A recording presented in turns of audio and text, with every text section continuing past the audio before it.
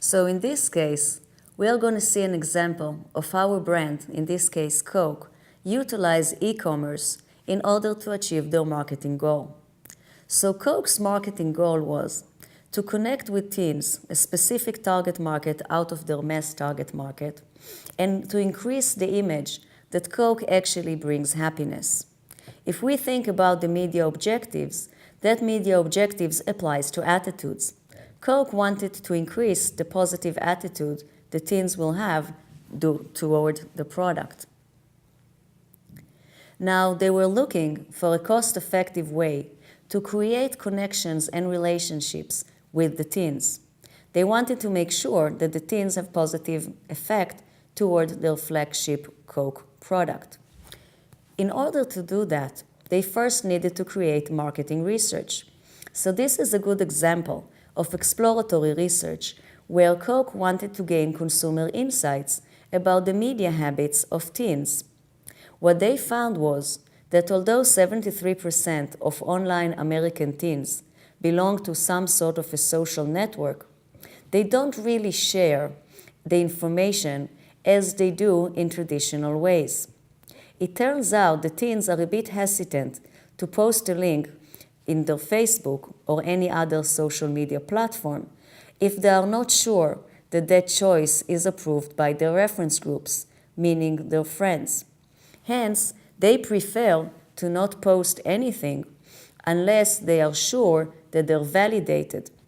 They will validate it by using their opinion leaders. So teens only wanted to share content that they knew was already validated. For example, when Old Spice created their new campaign, the first place they launched their commercial was during the Super Bowl commercial, but they did it online. Super Bowl commercials are known to be special and unique, and hence sharing them is actually validated by the membership reference group of teens. Teens also do not search for content. Most of the information they get is through their friends and through their social network. It turns out that if a teen found content that he or she really liked, rather than posting it on their own Twitter or Facebook account, they will post it on their more popular friends' stream. So they use social currency of the popular friend in order to validate and share their ideas. One teen, for example, said in the focus groups, "I wouldn't post a video on my Facebook page or send an email to my friends. However, I would post it on one of my most popular friends' walls. That way, more people will see it and it will have more credibility." So what was then the solution? So Coke decided to create guerrilla marketing campaign that will go viral. A guerrilla marketing campaign is a campaign that happens in a few places in the physical world that is unexpected and surprising. The idea is to surprise consumers, get their attention, and put it on a video. Then you put the video online and you hope that that video will go viral. The people that participate in the video usually would like to share it with their own social network, as well as people who see it online think that this is an important and funny or interesting piece of information, and they will share it online as well. By doing so, they believe that they will reach teens and young consumers and be able to build a viral digital marketing campaign around the idea of happiness. So they decided to use 7 different touch points in order to reach the teens, depending on their media habits. So they looked in mobile phone, they looked in different social media outlets, and so forth. And each piece of content was designed to spread a small dose of happiness and also to be able to appeal to a global audience around the world.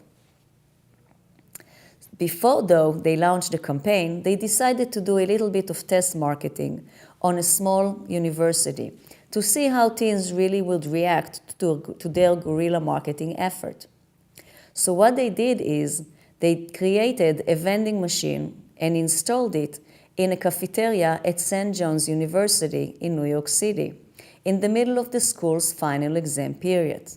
So we will now see the actual video of that test marketing, and we will see how consumers reacted to this guerrilla marketing.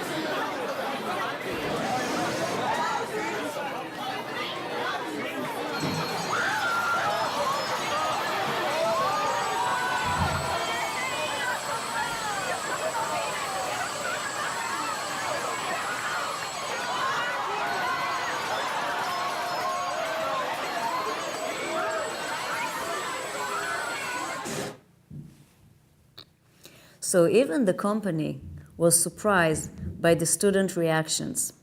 Students not only loved the surprise, but they shared them. Well, we saw that one female, when she got the few bottles, she actually gave them to her friends. By doing so, she actually shared happiness, which is the whole idea of this campaign. Now, cost-wise, Coca-Cola spent approximately $50,000 creating that beta site, which is really not a lot of money for a promotion campaign, including the video, the props, and the staffing. The company left the machine in the cafeteria for 2 days and continued to record it. On January 12, 2010, they uploaded the video to YouTube and announced it with a single Facebook status update. Approximately 10 days after announcing the first video on Facebook, the video has been seen by 1 million people. Within 2 months, the video has been viewed over 2 million times. And by April 2010, the video had been viewed over 2.2 million times. Almost immediately, the video achieved Coke's goal of going global. Approximately 50% of viewers were from outside of the United States, and over 70% of the blog posts about the video were in languages other than English. The video had the highest penetration in Brazil, Mexico, Japan, and Russia. The video's success actually came from the fact that there's very few barriers to actually see it or use it, and sharing it is very easy. There is no risk that this video is not going to be well accepted by everybody.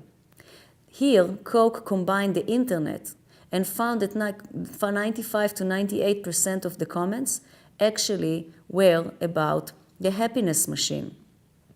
And they were positive. Consumers even show signs of wanting to switch from rival products. For example, one individual said, "I'm a Pepsi drinker, but I make the switch." The video was also very well accepted in the target market with consumers in their early teens as well as in their early 20s. These consumers shared their video with their friends. So this is a good example of how using social media marketing together with digital marketing can actually create such an effective response and increase happiness within the image of Gog.